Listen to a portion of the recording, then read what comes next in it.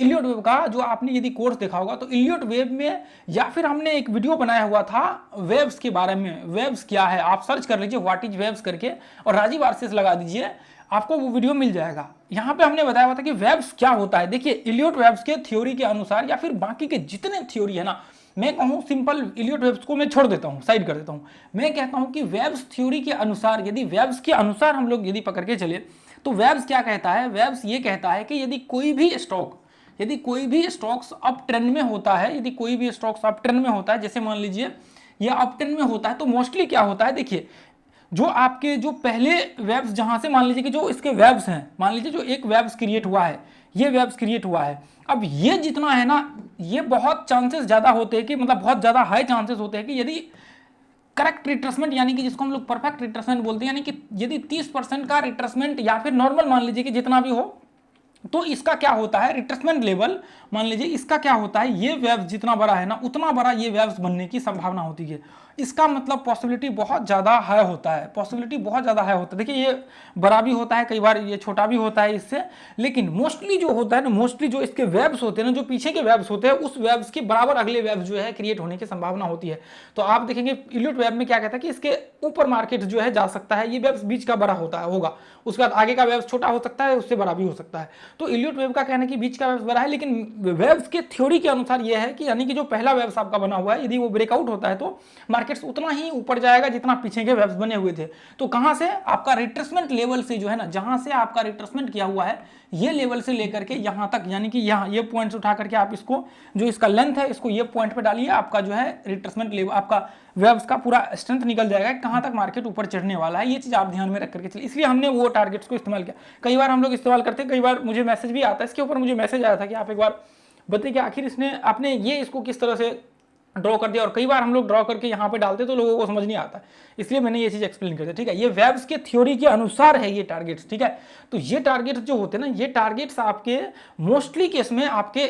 आते हैं, इसलिए मैंने यहाँ पे, अब देखिए आप हमेशा ये करना है आपको कि थोड़ा सा 80% के करीब करीब रखना है, 100% बिल्कुल भी कभी नहीं करना। 80% का थ्योरी क्या है कि आपका जो फिबोनाची लगा लीजिए, जो आपको आता है ट्रेंड बेस्ट लगाने के लिए, तो 80% ऊपर के जो लेवल होंगे उससे ज़्यादा नहीं होंगे। ये देखिए मैं लगा करके दिखा देता हूँ,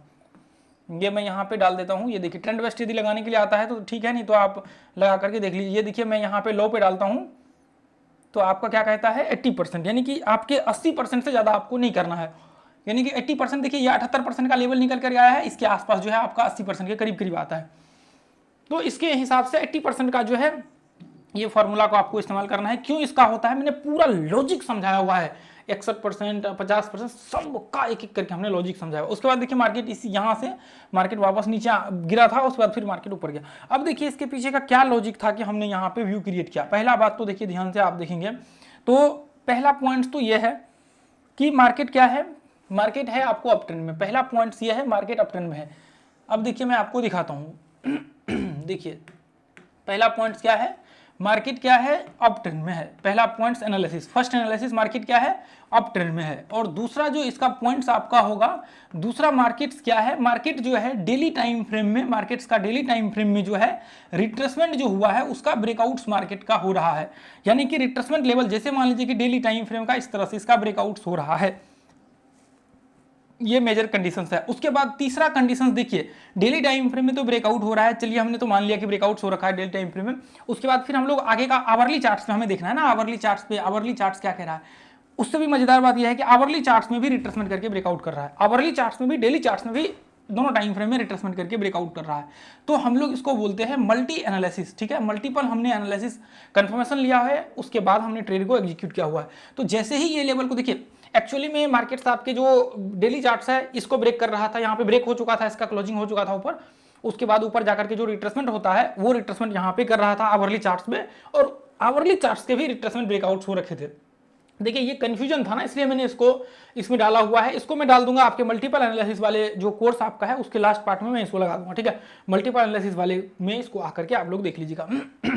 उसके पूरा का पूरा कोर्स देख लीजिएगा, मल्टीपल एनालिसिस का क्या क्या है, किस तरह से स्टार्टिंग करना है, क्या क्या हमें देखना है। तो ये कंडीशंस को हमने लगा करके यहाँ पे आवरली चार्ट्स का कंडीशंस को लगा करके हमने यहाँ से ट्रेड का एग्जीक्यूशन कर सकते हैं और यहाँ से आप ट्रेड का व्यू क्रिएट कर सकते हैं। ठीक है, अब देखिए मैं आपको दिखा देता हूँ आवरली चार्ट्स में, ये देखिए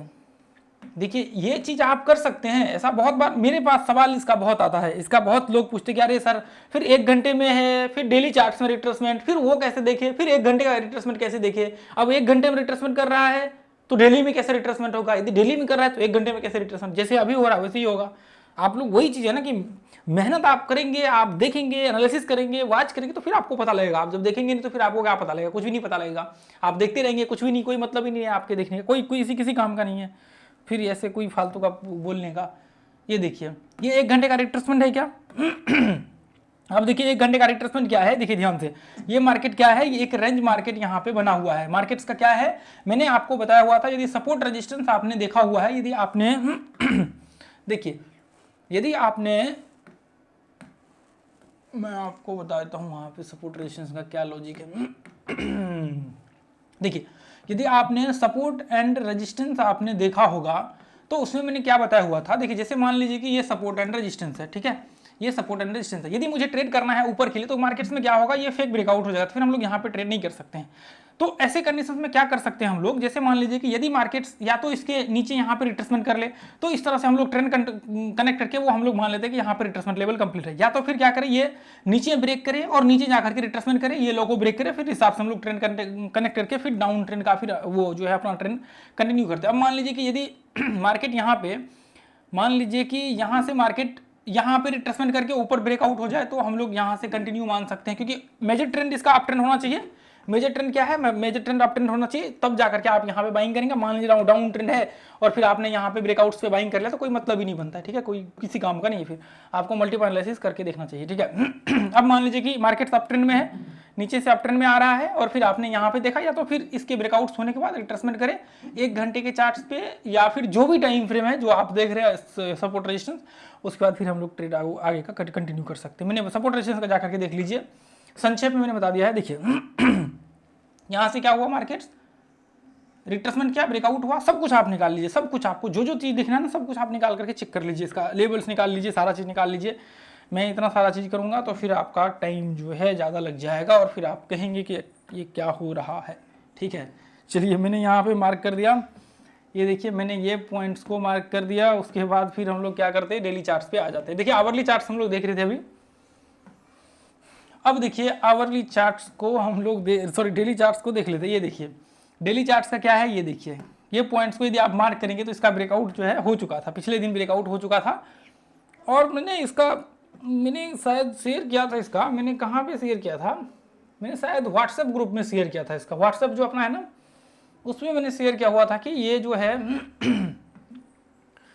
मैंने शेयर तो जरूर किया था व्हाट्सएप में, मैंने शायद शेयर किया था, ठीक है। व्हाट्सएप मैंने लिखा हुआ था कि ये डेली चार्ट्स में ब्रेकआउट हो रहा है, ब्रेकआउट हो रखा है, इसलिए हम लोगों ने इसको व्यू क्रिएट किया हुआ है बाइंग का, ठीक है, मतलब यहाँ पे बाइंग का व्यू क्रिएट होगा। तो ऐसी कंडीशंस में आप ध्यान से देखेंगे, ऐसी कंडीशंस में ये अप ट्रेंड में मार्केट्स यहाँ पे आपको दिख रहा है, ये देखिए यहाँ पे देखेंगे तो इस तरह से मार्केट्स का जो है व्यू ऊपर का दिख रहा है, हालांकि जो भी रेंज में है रेंज का ब्रेकआउट भी हो रहा है। तो ऐसे कंडीशन में आप एक चीज बस इतना ध्यान में रख करके चलिए कि यदि मार्केट्स यहाँ पे बाइंग का व्यू क्रिएट हो रहा है तो बहुत पॉसिबिलिटी होगा कि मार्केट इस तरह से ट्रेंड को कंटिन्यू करे, ठीक है। यदि मार्केट्स ये लेवल को ब्रेक कर रहा है तो इसका मतलब पॉसिबिलिटी होगा कि मार्केट्स जो है, क्योंकि एक कैंडल यहाँ पे डेली चार्ट्स क्लोज था, जब भी मार्केट्स ऊपर व्यू क्रिएट कर रहा था तो पिन बन रहा था, जब भी ब्रेकआउट्स हो रहा था पिन बन रहा था, जब भी ब्रेकआउट्स हो रहा था पिन बन के उसी के अंदर जो है मार्केट रह रहा था। तो यहाँ पे क्या हुआ, ब्रेकआउट्स हुआ सक्सेसफुली, उसके बाद फिर बाइंग का व्यू यहाँ पे होने की संभावना बहुत ज़्यादा चांसेस था कि यहाँ से मार्केट ऊपर का व्यू क्रिएट करे। तो इसलिए हमने यहाँ पे डेली चार्ट्स का देखा, फिर हमने यहाँ पे व्यू इधर ये वाले दिन नहीं, ये वाले दिन हमने क्या हुआ था, ये जो बड़ा ग्रीन कैंडल है ये वाले दिन, तो इस वाले दिन हमने क्या किया था, स्टॉक सिलेक्शंस का मेथड्स वही है जो हमने बताया हुआ है, स्टॉक सिलेक्शन जो पुराना वाला मेथड्स है, डेली चार्ट्स ऊपर से जाकर के इस तरह से क्लिक करना है। कैसे, इस तरह से आपको इस तरह से क्लिक करना है, जो परसेंटेज टर्म्स में टॉप गेनर आएगा उस पर क्या करना है, ऐसे करके क्लिक कर लेना है। जस्ट पीछे मैंने वीडियो बनाया हुआ है इसके ऊपर, ये देखिए ऐसे क्या करना है, ऐसे क्लिक कर लेना है। अब देखिए वो तो भाग गया वो स्टॉक्स, अब देखिए ऐसे करके देख लेना है कि कौन से स्टॉक्स है, फिर उसका मल्टीपल एनालिसिस कर लेना है, ठीक है। तो ऐसे कंडीशंस में देखिए ध्यान से आपका, जैसे मान लीजिए कि वहाँ पे हमने डब्ल्यू पैटर्न्स भी बना हुआ था और फिर वहाँ पे जो रिट्रेसमेंट इसका, जैसे मान लीजिए कि ये लो से आप लगा करके देखेंगे तो इस तरह से डब्ल्यू पैटर्न्स बना हुआ था और ये हाई को ब्रेक कर रहा था, इसलिए हमने वहाँ पे एंट्री का व्यू क्रिएट किया हुआ था। तो बाकी कोई दिक्कत नहीं है, सेम वही कंडीशन है। और फिर ये लो से लेकर के ये तक बाकी जो मेन था ना कन्फर्मेशन, मेन तो कन्फर्मेशन पीछे का था, मेन कंफर्मेशन जो मल्टीपल एनालिसिस का था ना, वो सब जो है आपको था कंफर्मेशन। आपको मान लीजिए कि डेली का, फिर आवरली का, फिर उसका ट्रेंड का, फिर उसका डेली चार्ट्स का ब्रेकआउट का, फिर जो एक सपोर्ट रेजिस्टेंस था ना, छोटा सा सपोर्ट रेजिस्टेंस आवरली चार्ट्स का, उसका रिट्रेसमेंट जो हो रखा था, उसका ब्रेकआउट्स का था। तो ये सारे कंफर्मेशन के बेसिस पे हमने वहां पे व्यू क्रिएट किया हुआ था डब्ल्यू पैटर्न वाला, जिसके बाद हमने मान लीजिए कि यहाँ से डायरेक्ट भी ब्रेक होता ना, डायरेक्ट भी ब्रेक होता तो भी एंट्री हो सकता था। यहाँ पे जो लॉ है आपका वहां से लगा करके रिट्रेसमेंट, लेकिन देखिए मैंने बताया हुआ था कि यदि 50% पे रिट्रेसमेंट कर लेता है तो फिर वहां पे आपके ट्रेड्स मत करिए, क्योंकि वहां पे 50% रिट्रेसमेंट था। आप देखेंगे 50% यहाँ पे रिट्रेसमेंट हो रखा था,